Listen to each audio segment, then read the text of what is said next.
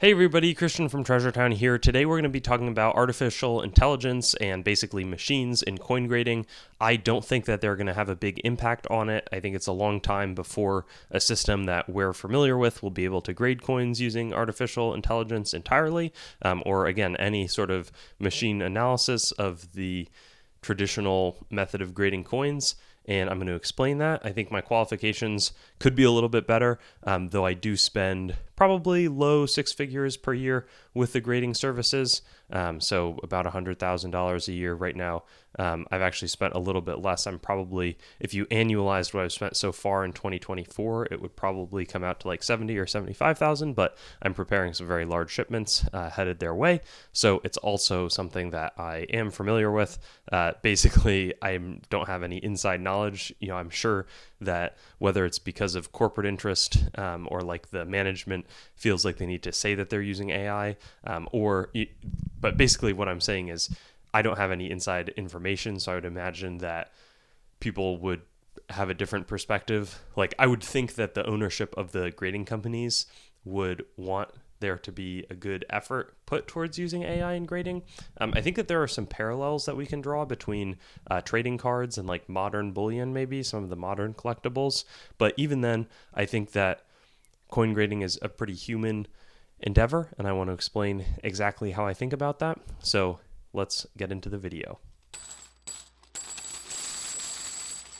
So I think my basically important point and like how I'm basing all of my argument off of is understanding what grading is and kind of what it does, how it functions, and how people make money off of grading. So often people may, there's like a lot of collectors. I'm a collector too, before I was a dealer, and I would send in my 12 coins to the grading companies and wonder why it would take so long to get back, and have be very excited about the results. I'm still super excited about the results. I still love getting a box that I've tried to not look at the grades and peek at them and see what they end up being. And I wish I was doing a little bit more grading on kind of modern and like vintage. Do a fair amount with ancients, but also do some world, a little bit less on the US side these days.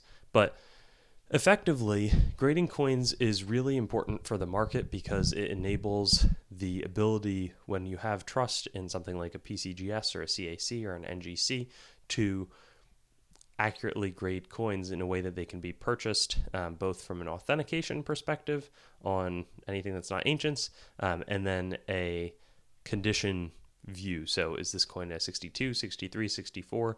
There's probably going to be very large price differences and differentials in those ranges, and collectors want to have the best. And so it's huge. I mean, you used to have, you think about 50 years ago, it might be like uncirculated and then choice uncirculated, and those were really the two grades, and it was one dealer's opinion, and they were selling the coins as such. So if you had a good eye, there was a lot of opportunity for a lot of room there where you could pick out some really great coins and buy it for the same price as maybe like a 63 and a 67 that the dealer is calling the same choice uncirculated grade. That's a really big difference. But what we have now is like most coins, there's still plenty of coins that can go into holders, but most coins, actually, I don't even know if most coins are in holders, but there's a huge proportion of them, right? Like if a bag of Morgan dollars that is mint state comes onto the market, if the first dealer that doesn't do it, the next guy that buys them is probably going to look at them, and there's companies that have good bulk grading discounts, so they're going to send all the coins in for grading. And it's really important that 62, 63, 64, 65, that there's not any error in that. And from the grading perspective, there's going to be people who have a very high standard for excellence in their grading that are going to be giving the coins grades. They're going to be looking for cleaning. They're going to be looking for fake coins. They're going to be looking for alterations. They're going to be looking for all different types of problems. And they're also going to analyze the strike and the surface and the wear on the coin. A ton of different factors really, and they're going to maybe compare it with similar coins that, maybe from 1881 in San Francisco, they're striking really nice Morgan dollars. 1884 S, we see a lot less that are in mint state condition. I don't know if that's necessarily, I don't think it's the fault of the strike. But anyways, what I'm saying is it's super important for these grades to be accurate. And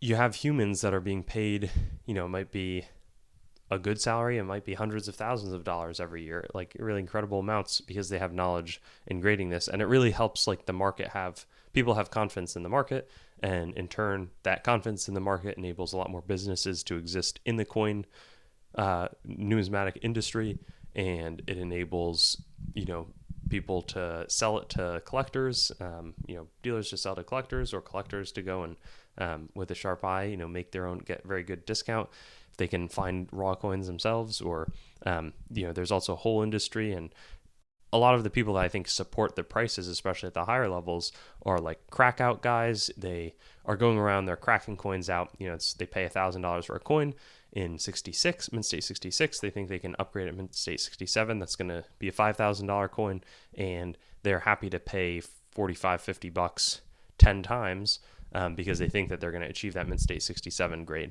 And so it very well may be a mint state 67. The thing that happens is, as people talk about like grade inflation, if there is that value differential and it's a human endeavor, it's not necessarily an error to put it in the 67 holder.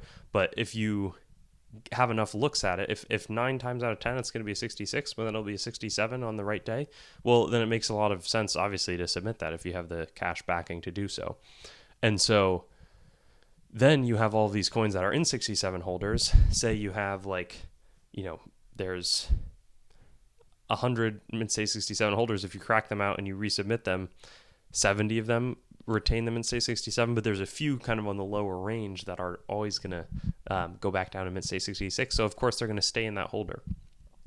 And so with artificial intelligence, I think it can go a long way. And again, I'm not a scientist. I don't know. I don't take computer science classes in college. So maybe it's just like computer grading, basically. There's a huge amount that's not going to be super observable to coins. There's some, I know, like Trey Benedict at Pure, that's like a very cool app. It can, do a lot of the toning analysis on your coins. There's a lot of different functionalities people are working on. But I think at the end of the day, grading, it's also not like a grader might look at a coin for 20 seconds and grade it. Or if they're bulk grading, maybe they're looking at it for 5-10 seconds. Maybe they'll take a look, it's an interesting coin, or there's suspicious authenticity, may take a few minutes or more in certain special cases. But you have to think about how efficient is it going to be to process everything through artificial intelligence. You have to understand PCGS gives a guarantee of authenticity. So if they grade a US coin worth 10,000 and it ends up being fake, and that they'll back that, and they'll have to, if they accidentally slab something that's counterfeit and it turns up counterfeit in the future, it's going to be a huge expense for them. And so the same way, if it's something obviously cleaned, I believe, I should actually know that better. But I'm pretty sure, say it's like a very obviously cleaned or whizzed coin and it's in a straight graded holder, PCGS is going to be liable for that. I know Steve Feltner mentioned a story where there was a coin that was like beautiful 1943 steel cent, really high grade from PCGS, but by the time it ended up in the holder, there was like some fingerprint on it, and it like rusted and corroded, and they had to pay the full, they paid what the coin was worth out. So when we understand if they're grading, I should have looked into how many coins they grade a day. I'd be extremely shocked if they're grading less than, say, 10,000 coins a day. And this is, again, much different from sports cards. 10,000 coins a day. If you have something that's 99.9, if you have something that's 99% accurate AI coin grading, that will result in a 1,000 or 100, errors a day. Some of those errors are probably going to be, okay, it's off by a grade 2. I mean, if the grading companies on that many of their coins were off by 2 every time, that would be like a massive, it would discredit the graders almost immediately. Just like to understand, because of the economics of being able to resubmit so many times, to take advantage of value differential, you have to understand how much of a fine art it's going to be. So if you have artificial intelligence, forget about the logistics of, literally like moving the coins along in a assembly line. And there's so many different types of coins, there's different shaped coins, there's different, characteristics where certain coins are struck at certain mints with different styles and the dies are prepared differently. It's really important that you have humans. And then also because it is like there's the whole debate between market and market grading, like what is the eye appeal of the coin, and very technical grading, like what is the actual grade of the coin. There are so many nuances where we see some of these like basement grading companies that might be like a pretty skilled coin dealer that's assigning their grades to coins. They could be pretty off, and you have a very established market. I'm pretty sure John Albanese started all three. I'd love to go get an interview with him or speak with him. It'd be very exciting to me. But it's not like anybody can go start a grading company. There's a lot of issues with logistics. And if you're off by a little bit, if PCGS puts in AI coin grading and they make an error, even a significant error on 10 coins a day, and I bet they grade more than 10,000 a day, but say it's 10, on 10 coins a day, that's going to be like 4,000 coins a year that really have issues. And so I don't think that I'm just going to, it said low power on my phone. I don't think that there's room for something like a AI model. If they miss authenticity on 10 coins, on like 3 or 4 coins a day, that would be a massive issue for the brand. And so there's so many of these checks that are important. And sure, they still, they're human, they mess up sometimes. But I'm not that confident that when you're talking about, okay, it's hits on the cheek versus hits in the field, you also need, on the neck or like a less prominent part, or it's in the hair, so it's pretty masked in terms of when you're technically grading a mint state Morgan silver dollar, for example, or picking up on things like varieties, which is a pretty small part of their business. But, there's just so many different levels of expertise that the human graders have. And you also need good training data. And so, with AI, they need to have a set of coins that are like fully properly graded. And so it's probably true that like a place like BCGS might ebb and flow. Like sometimes people, they're grading tight. That means they're not being as generous. Maybe other times they're being a little bit more generous. And so whatever data you put into a model that then is going to look at that data and then grade everything in the future off of that, that matters quite a lot too. And because everything's dispersed, I mean, I'm sure you could train something, but is that training data going to be able to reliably predict cleaning? And is it going to be able to do it faster than a human that can like rotate it under light that they're very aware of how to do that process with? Again, not so sure. I think maybe the best parallel would be thinking through like modern graded coins. So it's a huge business. It's probably the biggest business, honestly, for most graded coins is like you get 500 silver eagles in a green box from the bank. You throw them in 68, 69, 70 CAC holders, BCGS holders, NGC holders. And maybe, that's somewhere where you can have, here's the 1 ounce silver eagle. Let's like train a model on the differences. We're going to talk about the strike and like if there's a tiny hit, then you can analyze the surface metal.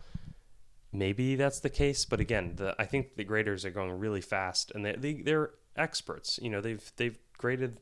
If you could grade 10,000 American silver eagles, and you're going to be able to see, what's a 68, what's a 69, what's a 70, what has a few scratches, where are the maybe the striking quality isn't as good. So to be able to discern that when there's so much money on the line and a reputation of a firm is at stake. Again, it's tricky to see. Everybody talks about AI coin grading. I mean, I think there is some technology in the trading card side where it's like, okay, we can figure out the centering. That seems really reasonable, but that's not how coins are graded. So I could see, like centering, how much maybe wear is on the corners of a piece of cardboard is a lot different from analyzing the different metal flows that are going to be present across hundreds and thousands of years of coin strikes out of different alloys from different mints with different die preparation styles, proof coins. Maybe there could be some sort of a formula to differentiate cameo, deep cameo, and a non-cameo coin. That would be, for proof like designations. Maybe is this a full head quarter? Is this a red wheat penny or red copper coin? That might make sense to me. But you still have to have so much of a human eye where these are very expensive to train. And if you still need somebody to tell you if a penny is 64 or 65, red or red brown, is not going to be, they don't need to put it in some sort of a machine because they're pretty confident in the quality of their own grades. So that's basically my full exposition. I'm going to look at my notes here. Will grading become cheapened over time? I guess that's a point I'd put. I think it's going to be more important going forward to have a good eye yourself and buy coins that you like. I think there's maybe as different grading companies have different standards, and is set registry why PCGS is so strong, or how does maybe there's competition between PCGS, NGC, and World Coins. NGC is the only one that does ancients. There's a lot that's all up in the air, so I think it, as always, like stresses the point of it's really good to know coins, see a lot of them, so that you can discern for yourself if you like a coin. Because of the reality of if a coin's going to be in a problem holder 9 times out of 10, it's probably worth submitting, and it's valuable. It's going to be worth submitting 10 times so that it gets in that mid-state 60 kind of tough holder. It's the reality of the situation. So hope this was interesting and thought-provoking. I'm going to release it. Again, I could have a lot more knowledge on this topic, but that's how I see it. Really interested in debate.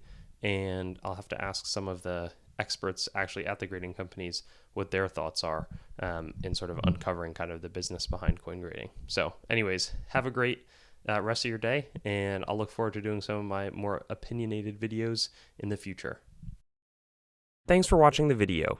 Make sure to head on over to treasuretown.com and sign up for our email list to stay up to date on everything that's happening, whether it's auction updates, exciting new inventory drops, coin collecting news, or general informational resources. Hope you enjoyed the video, and I'll see you on another one.